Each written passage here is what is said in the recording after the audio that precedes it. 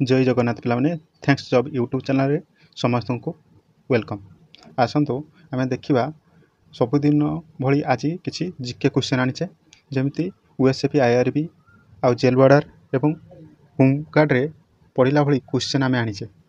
आसतु आम देखा प्रथम क्वेश्चन कौन रोचे।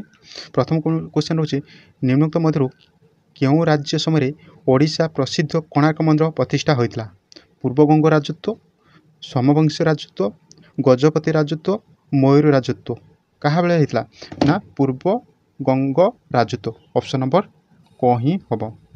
तापर नेक्स्ट क्वेश्चन ओडिशार जातीय पशुर नाम कौन। संबर, हाथी, गाई, बारहा के हम ना संबर। ये होमवर्क रहा जातीय पशु कौन ओडिशार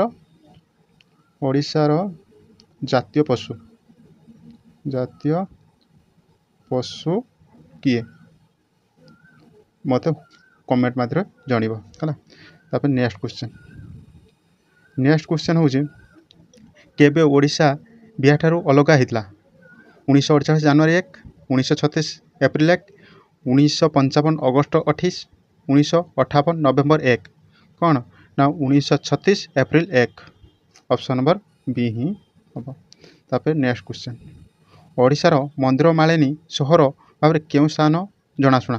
पुरी, भुवनेश्वर, कटक, गजपति ना भुवनेश्वर। नेक्स्ट क्वेश्चन देवमाली कौन भाव में ओडिशार जनाशुना।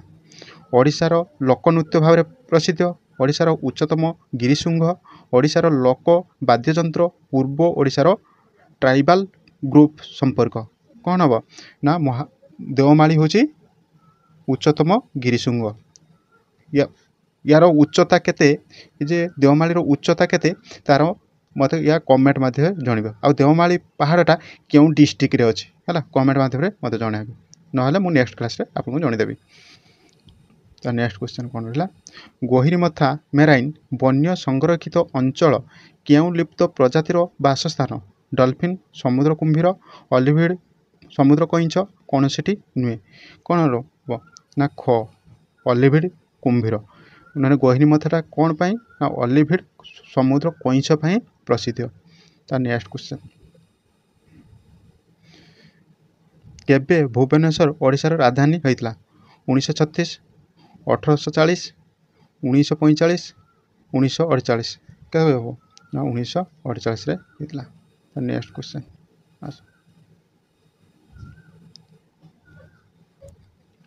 क्यों मसीह ओडिशा विज्ञान संस्था प्रतिष्ठा होता। 1980, 1981, 1979, 1982 केते ना 1981 ओडिशा विज्ञान संस्था गठन होता। ओडिया कवि सारला दास डेस समसामयिक व्यक्ति थिले। कपिलेन्द्र देव, गोविंद विद्याधर, प्रताप रुद्र देव, कपिलेन्द्र देव कौन से नुहे किए हम ना कपिलेन्द्र देव। ऑप्शन नंबर ग। तो नेक्स्ट क्वेश्चन कोणार्क मंदिर स्थापन करने पूर्व गंगवंश शासन नाम कौन था अर्थात से राजा किए थे। इंद्रद्युम्न, अनंत वर्मा, प्रथम नरसिंह देव, अनग भीम देव किए हम ना ऑप्शन नंबर ग हम। प्रथम नरसिंह देव प्रथम शासन करुले ना कि। उदयगिरी, हाथीगुंफा, शिमिळपा क्यों राजा सह जड़ित। सातकनिका, खारबेल, चंद्रगुप्त, पुष्यमित्र ना खारबेल समय। तापर नेक्स्ट क्वेश्चन ओडिशार सांस्कृतिक बहुमूल्य प्रस्तर रत्न निम्नोक्त मध्य क्या कह जाए। मुक्तेश्वर मंदिर, जगन्नाथ मंदिर, लिंगराज मंदिर, सूर्य मंदिर ना मुक्तेश्वर मंदिर। ऑप्शन नंबर क। तो नेक्स्ट क्वेश्चन निम्नोक्त मध्य केउठी पृथ्वीर ऐतिहासिक भाव में परिचित। लिंगराज मंदिर, कोणार्क सूर्य मंदिर, जगन्नाथ मंदिर, उदयगिरी जैन गुंफा अर्थात कोणार्क मंदिर। नेक्स्ट क्वेश्चन चुकुची ओडिशार ठीक स्थान जोड़ी निरूपण कर। शिमिळपा बाघ्य अभयारण्य कि ना मयूरभंज ना कि। जातीय प्राणी उद्यान नंदनकानन भुवनेश्वर। भितरकनिका जातीय उद्यान केन्द्रापड़ा। आउ सुनाबेड़ा वन्यजंतु संरक्षण ना नुआपड़ा ना कि। नेक्स्ट क्वेश्चन कौन रोचे पूर्णचंद्र उड़िया भाषा कोश लेखक किए। कालिंदी चरण पट्टनायक, गोपाल चंद्र पराज, କପନ୍ଦୁ ଦାସ ଭାଗବତ ଚରଣ ପାଣିଗ୍ରାହୀ କିଏ ହେବ ନା ଗୋପାଳ ଚନ୍ଦ୍ର ପହରାଜ। ତାପରେ ନେକ୍ସଟ କ୍ୱେଶ୍ଚନ୍ କେଉଁ ମସିହାରେ ପ୍ରଥମେ ମହାତ୍ମା ଗାନ୍ଧୀ ଓଡ଼ିଶା ଆସିଥିଲେ? 1923 1919 1924 1921 1921ରେ ମହାତ୍ମା ଗାନ୍ଧୀ ଓଡ଼ିଶାକୁ ଆସିଥିଲେ। ଓଡ଼ିଶାର ବୃହତ୍ତମ ଓ କ୍ଷୁଦ୍ରତମ ଜିଲ୍ଲାର ଚିହ୍ନଟ କର। କିଏ ସବୁଠାରୁ ଛୋଟ ଏବଂ ସବୁଠାରୁ ବଡ଼ ଆଗେ ଦେଖିବା ବଡ଼ ହେଉଛି ମୟୂରଭଞ୍ଜ, ଛୋଟ ହେଉଛି ଜଗତସିଂହପୁର ନାଇଁ କି ମାନେ ଅପସନ୍ ନମ୍ବର ଗ। ନେକ୍ସଟ କ୍ୱେଶ୍ଚନ୍ ସର୍ବସାମ ଜନନୀ ଭାରତକୁ କିଏ ରଚନା କରିଥିଲେ? ରାଧାନାଥ ରାୟ, ଫକୀରମୋହନ ସେନାପତି, ମଧୁସୂଦନ ରାଓ, ଗଙ୍ଗାଧର ମେହେର। ରାଧାନାଥ ରାୟ। ତାପରେ ନେକ୍ସଟ କ୍ୱେଶ୍ଚନ୍ କେବେ ଇରମ ଘଟଣା ହେଇଥିଲା? ନେକ୍ସଟ କ୍ୱେଶ୍ଚନ୍ କେବେ ଇରମ ଘଟଣା ହୋଇଥିଲା? 1943 ସେପ୍ଟେମ୍ବର 28, 1939 ଅଗଷ୍ଟ 30, 1942 ସେପ୍ଟେମ୍ବର 28, 1939 ଅଗଷ୍ଟ 30। କ'ଣ ହେବ ନା ଅପସନ୍ ଗ 1942 ସେପ୍ଟେମ୍ବର 28ରେ ଇରମ ଘଟଣା ଘଟିଥିଲା। ନିମ୍ନୋକ୍ତ ମଧ୍ୟରୁ କେଉଁଟି ପ୍ରଥମ ଓଡ଼ିଆ ସମ୍ବାଦପତ୍ର? ଉତ୍କଳ ଦୀପିକା, ଉତ୍କଳ ସମ୍ବାଦ, ଉତ୍କଳ ପତ୍ର, ଉତ୍କଳ ଦର୍ପଣ।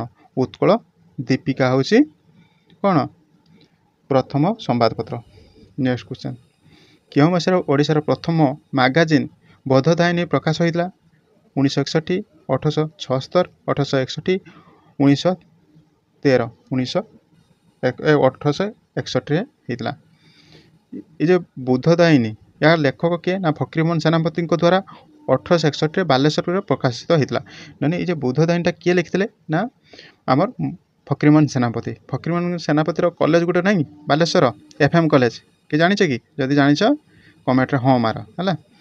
ଓଡ଼ିଶା କେଉଁ ଜିଲ୍ଲାରେ ଅଧିକ ଜଙ୍ଗଲ ବହୁଳ ଅଞ୍ଚଳ ଭାବରେ ପରିଚିତ? ମୟୂରଭଞ୍ଜ, କନ୍ଧମାଳ, ସୁନ୍ଦରଗଡ଼, ଗଜପତି। ମୟୂରଭଞ୍ଜ। ଏଇଠି ଗୋଟେ କ୍ୱେଶ୍ଚନ୍ ରହିଲା କେଉଁଠାରେ ସବୁଠାରୁ ଅଧିକା ରହିଲା କେଜି ଜଙ୍ଗଲ? ମୟୂରଭଞ୍ଜ। ସବୁଠାରୁ କମ୍ ଜଙ୍ଗଲ କେଉଁ ଜିଲ୍ଲାରେ ଅବସ୍ଥିତ? ମୋତେ କମେଣ୍ଟ ମାଧ୍ୟମରେ ଜଣିବ ହେଲା। ତାପରେ ନେକ୍ସଟ କ୍ୱେଶ୍ଚନ୍ ଓଡ଼ିଶା ଶତକଡ଼ା କେତେ ଭାଗ ଜଙ୍ଗଲ ଦ୍ୱାରା ଆବୃତ? 33.3, 36.4, 31.38, 32.4। ଅର୍ଥାତ୍ କେତେ ଅଛି ନା 31.38 ଅଛି ଜଙ୍ଗଲ। ଓଡ଼ିଶାର କେଉଁଠାରେ କେନ୍ଦ୍ରୀୟ ଧାନ ଗବେଷଣା କେନ୍ଦ୍ର ଅଛି? ଭୁବନେଶ୍ୱର, କଟକ, ଡୁବୁରି, ପୁରୀ। କଟକଠାରେ ଅଛି ଅର୍ଥାତ୍ କଟକ ବିଦ୍ୟାଧରପୁର ଧାନ ଗବେଷଣା କେନ୍ଦ୍ରଟା ଅଛି। ତ ନେକ୍ସଟ କ୍ୱେଶ୍ଚନ୍ ନିମ୍ନରେ ଦିଆଯାଇଥିବା ଓଡ଼ିଶା କବିମାନଙ୍କ ମଧ୍ୟରୁ କିଏ ମହାଭାରତ ରଚନା କରିଥିଲେ? ସାରଳା ଦାସ, ଜଗନ୍ନାଥ ଦାସ, ଅର୍ଜୁନ ଦାସ, ଅଚ୍ୟୁତାନନ୍ଦ ଦାସ। କିଏ କରିଥିଲେ ନା ସାରଳା ଦାସ। ତାପରେ କେଉଁ ଖଣିଜ ଦ୍ରବ୍ୟ ଉତ୍ପାଦନରେ ଓଡ଼ିଶାର ଶାସନ ଭାରତରେ ପ୍ରଥମ? ନିକେଲ, ମାଙ୍ଗାନିଜ, ଲୁହା, ବକ୍ସାଇଟ୍। ନା ମାଙ୍ଗାନିଜଟା ଓଡ଼ିଶାର ସବୁଠାରୁ ଅଧିକା ଅଛି। ଓଡ଼ିଶାରେ ସର୍ବବୃହତ୍ତମ ଜଳବିଦ୍ୟୁତ ଯୋଜନା କେଉଁଠି? ନା ହୀରାକୁଦ, ରେଙ୍ଗାଲି, ବାଲିମେଳା, ଇବ୍ ଅର୍ଥାତ୍ ବାଲିମେଳା ହେଲା। ଜଳବିଦ୍ୟୁତ ଯୋଜନା ସର୍ବବୃହତ। ସବୁଠାରୁ କମ୍ କେଇଟି ମୋତେ କମେଣ୍ଟ କରି ଜାଣିବେ। ବାଲିମେଳା ବନ୍ଧ କେଉଁ ନଦୀରେ ନିର୍ମିତ ହୋଇଛି? ଉପକୂଳ, କାଠଯୋଡ଼ି, ବ୍ରାହ୍ମଣୀ, ସିଲେରୁ ନଦୀ କୂଳରେ ହେଇଛି। ଓଡ଼ିଶାର କେଉଁଠାରେ କେନ୍ଦ୍ର ମାଛ ଚାଷ ଗବେଷଣା କେନ୍ଦ୍ର ଅଛି? ନା କେସିଙ୍ଗା, କୌଶଲଙ୍ଗ, ଚିଲିକା, ପାରାଦୀପ। କୌଶଲଙ୍ଗ। ଅପସନ୍ ନମ୍ବର ଗ। ଓଡ଼ିଶାର ଜାତୀୟ ବୃକ୍ଷ ନାମ କ'ଣ? ନିମ ଗଛ, ଅଶ୍ୱତ୍ଥ ଗଛ, ବରଗଛ, ନଡ଼ିଆ ଗଛ। ଅର୍ଥାତ୍ ଅଶ୍ୱତ୍ଥ ଗଛ। ଏଇଟା ଥିଲା ଲାଷ୍ଟ କ୍ୱେଶ୍ଚନ୍। ଆପଣଙ୍କୁ ଏ ଭିଡ଼ିଓ କେମିତି ଲାଗିଲା ମୋତେ କମେଣ୍ଟ ମାଧ୍ୟମରେ ଜଣିବେ ଏବଂ ଆମେ ଏମିତି ପ୍ରତ୍ୟେକ ଦିନ ଭିଡ଼ିଓ ନେଇ ଆସୁ। ତେଣୁ ପ୍ରଥମ ଥର ପାଇଁ ଯଦି ୟୁଟ୍ୟୁବ୍ ଚ୍ୟାନେଲ୍ ଦେଖୁଛନ୍ତି ମୋର ତେବେ ସବସ୍କ୍ରାଇବ୍ କରି ରଖନ୍ତୁ। ଆମେ ହୋମଗାର୍ଡ଼ ରିଲେଟିଭ୍ ଏବଂ OSF IRB ରିଲେଟିଭ୍ ବହୁତ ଗୁଡ଼ିଏ କ୍ଲାସ୍ ଭିଡ଼ିଓ କରିସାରିଲୁଣୁ ଏବଂ ଆପଣମାନେ ବେଲ୍ ଆଇକନ୍ଟି ଦବି ରଖିଲେ ଆପଣ ଏମିତି ଭିଡ଼ିଓ ମୁଁ ଅପଲୋଡ଼ କଲେ ସର୍ବପ୍ରଥମେ ଆପଣ ପାଇପାରିବେ ଏବଂ ଫ୍ରେଣ୍ଡ ସାର୍କେଲରେ ମଧ୍ୟ ସେୟାର କରି ରଖନ୍ତୁ। ତୁମ ଫ୍ରେଣ୍ଡ ମାନେ ମଧ୍ୟ ଏମିତି ଭିଡ଼ିଓ ଦେଖିପାରିବେ। ଏତିକି ଥିଲା update. Thank you watch my video. ଜୟ ଜଗନ୍ନାଥ।